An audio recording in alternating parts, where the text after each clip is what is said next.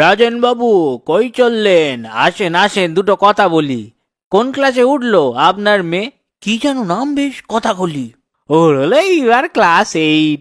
পড়াশোনা কি করে কে জানে, পাসটা তো করে গেল প্রতিবারই। আমায় তো মানে না, মাকে মানে। হেলায় হেলায় বেশ ক্লাস কটা গেল, ওই পাস ফেল না থাকলে যা হয়। এইবারে চিন্তা যে কি করবে মেয়েটা, মনে মনে কিঞ্চিত ভয় হয়। আরে ভয় পেও না, সব ঠিক হবে। তুমি জানো স্কুল কেন হলো আর কবে? আগে ছিল পাঠশালা, গুরুকুল। তাতে অগুন্তি সব বিষয় ছিল। নাচ গান, খেলাধুলা, অস্ত্রচর্চা, আরো কত কিছু, নাকি শুধু ভয় ছিল। ব্রিটিশরা এনেছিল স্কুল পদ্ধতি, চাকর বানাতে পারে যাতে পড়াশোনা শেষ হলে আর কিছু পারবে না, চাকরি যদি না পড়ে পাতে। চাকরি মানেই হলো চাকুরি বৃত্তি, অন্যের কথা মেনে চলা। হয়তো জানতে তুমি 100টা ভাষা, তবু একখানা বলি শিখে বলা।